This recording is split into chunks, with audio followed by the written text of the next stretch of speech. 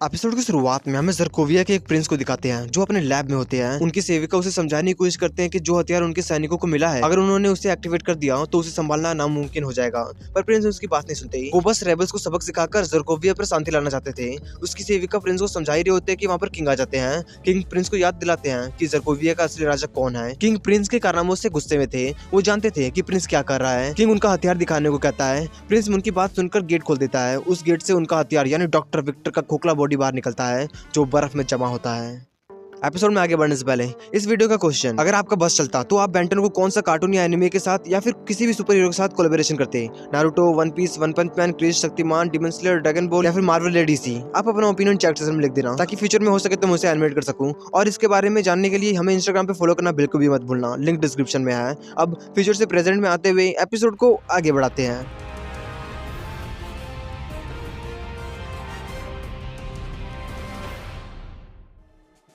Prince king को बताते हैं कि ये बॉडी डॉक्टर विक्टर नाम के एक एलियन की है जिसे जिंदा करके काबू में रखना चाहिए। पर किंग उसे समझाते हैं कि अगर उसने उसे जिंदा कर दिया तो उसका राज्य बचेगा ही नहीं। पर प्रिंस उसकी बात नहीं सुनता। वो किंग से गुस्सा होते हुए कहते हैं कि अगर वो कमजोर नहीं होते तो उसकी माँ आज जिंदा होती। वो किंग को गद्दी से हटाकर खुद ही राजा बनना चाहता था। किंग गुस्सा होकर वहां से चले जाते हैं। थोड़ी देर बाद बेंटन, केविन और ग्वेन ज़रकोविया जा रहे होते हैं। उन्हें किंग ने मदद के लिए बुलाया था। केविन को उनकी मदद के बदले उनसे टेलीपोर्टर चाहिए था ताकि वो तुरंत क्रिमिनल्स के पास पहुंच सके। वो उन्हें बताती है कि वहाँ के प्रिंस के पास एक वेपन है जिससे वो तबाही मचा सकता है और उसकी मदद से वो किंग को गद्दी से हटाना चाहता है। केविन कहता है कि ये काम यूने को संभालना चाहिए, उन्हें नहीं। पर बेन कहता है लेकिन उस हथियार का नाम डॉक्टर विक्टर है।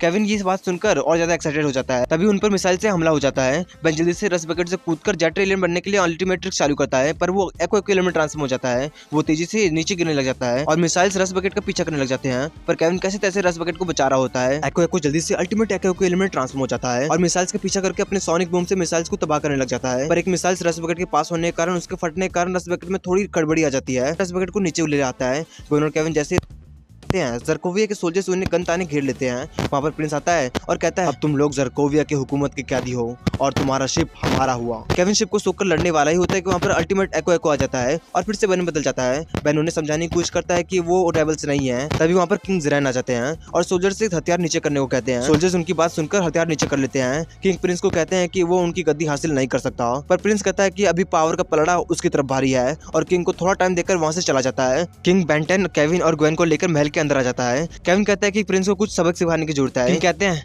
इसमें उसकी गलती नहीं है, उसके माँ के गुजरने पर वो ऐसा बन गया। गिली यानी प्रिंस उसकी मौत के लिए मुझे जिम्मेदार ठहराता है। बेन कहता है कि वो उनके लिए क्या कर सकते हैं। किंग कहता है कि वो चाहता है कि वो लोग डॉक्टर विक्टर को खत्म कर दें। बेन, केविन और ग्वेन डॉक्टर विक्टर को मारने के लिए तुरंत छुपते छुपाते निकल पड़ते हैं। बीच में काफी ट्रैप होते हैं पर बेन बिगचिल एलियन बनकर उन ट्रैप को खत्म कर देता है। फिर वो लोग उस डॉक्टर विक्टर के पास पहुंच जाते हैं। वो लोग कुछ करते उससे पहले वहाँ पर बहुत सारे सोल्जर्स आ जाते हैं और उन पर हमला कर देते हैं। ग्वेन जल्दी से उन सोल्जर पे अपने मेहनत से हमला करने लग जाती है। केविन भी जल्दी से जमीन को सूख लेता है पर पीछे से एक सोल्जर केविन पर गन से फायर कर देता है। केविन एक मशीन से टकरा जाता है जिसके कारण एक मशीन खराब हो जाता है। ग्वेन, केविन और बिगचिल सोल्जर से लड़ रहे होते हैं कि वो खराब मशीन अपने आप ही चालू हो जाता है और डॉक्टर विक्टर के बर्फ को पिघलाने लग जाता है। बिगचिल उस बर्फ को फिर से जमाकर डॉक्टर विक्टर को बाहर निकालने से रोकने की कोशिश करने लग जाता है पर बिगचिल की कोशिश का कोई फायदा नहीं होता।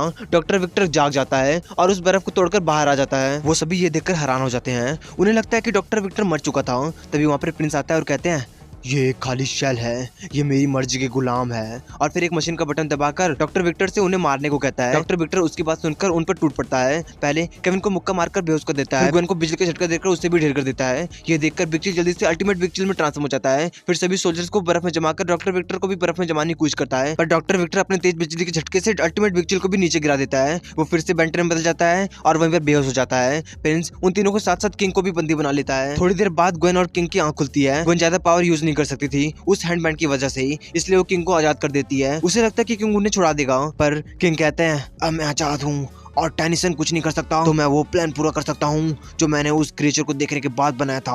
ग्वेन उनकी बात समझ नहीं पाती। किंग जल्दी से सिर्फ बेहोश बेन को छुड़ाकर उसे घसीटते हुए अपने वफादार सोल्जर को दे देते हैं ताकि वो बेन को लैब तक ले जा सके। ग्वेन किंग को रोकने की कोशिश करती है पर किंग उनकी बात सुनते ही नहीं है। किंग बेन के साथ साथ डॉक्टर विक्टर के बॉडी को भी लैब में ले आता है। फिर बेन और डॉक्टर विक्टर को मशीन से अटैच कर बंदी बना लेता है। फिर बेन को एम्फीबियन एलियन में ट्रांसफॉर्म कर खुद भी मशीन से अटैच हो जाता है। फिर वो मशीन चालू कर देता है। मशीन अपना काम चालू कर देता है। तभी वहाँ पर प्रिंस अपने सेविका के साथ आ जाता है और किंग को रोकने के लिए डॉक्टर विक्टर का तार खींच देता है, पर लेट हो गया था। मशीन ने अपना काम तो कर ही दिया था। किंग वहीं पर बेहोश हो जाते हैं। सेविका किंग के नब्ज को चेक करती है, किंग मर चुका था।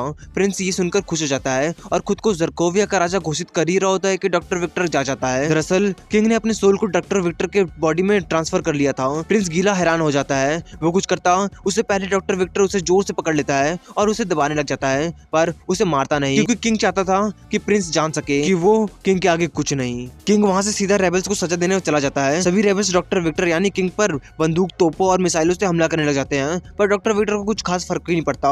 वो चुन चुन कर सभी रेबल्स को ठिकाने लगाने लग जाता है। तभी वहाँ पर बेंटन हिट ब्लास्ट एलियन बनकर आ जाता है और डॉक्टर विक्टर पर अपने फायर बॉल से हमला करने लग जाता है। डॉक्टर विक्टर उससे संभलता उससे पहले ही केविन पीछे से कांटे वाले हथौड़े से उसे जोर से मारता है। फिर ग्वेन अपने मैने से डॉक्टर विक्टर पर हमला करने लग जाती है, पर डॉक्टर विक्टर को कुछ खास फर्क नहीं पड़ता और ग्वेन को अपने एनर्जी के बड़े बॉल से मारता है। ग्वेन वहीं पर ढेर हो जाती है। फिर डॉक्टर विक्टर केविन को भी तेज बिजली का झटका देता है। केविन भी नॉर्मल होकर वहीं पर ढेर हो जाता है। डॉक्टर विक्टर कहता है तुम्हारे दोस्त कम हो रहे हैं टेनिसन, पर हिट ब्लास्ट कहता है तुम्हें हराने के लिए मुझे किसी की जरूरत नहीं है, और डॉक्टर विक्टर पर बुरी तरह टूट पड़ता है। डॉक्टर विक्टर बिजली वाले हाथों से हिट ब्लास्ट को मारने की कोशिश करता है, पर हिट ब्लास्ट बचते हुए डॉक्टर विक्टर को आग वाले मुक्कों से मारने लग जाता है। तब तक ग्वेन और केविन भी जाग जाते हैं। डॉक्टर विक्टर टैंक को उठाकर हिट ब्लास्ट पर फेंकने की कोशिश करता है, पर हिट ब्लास्ट अपने आग से पूरे टैंक को भी पिघला देता है। सारा पिघला हुआ लोहा डॉक्टर विक्टर पर ही गिर जाता है। ग्वेन जल्दी मैजिक से हवा करके उस पिघले हुए लोहे को जमा देती है। डॉक्टर विक्टर वहीं पर जम जाता है। वो लोग डॉक्टर विक्टर के साथ कुछ और करते उससे पहले वहाँ पर प्रिंस अपने सोल्जर के साथ आ जाता है। सभी सोल्जर्स उन पर गन तान देते हैं।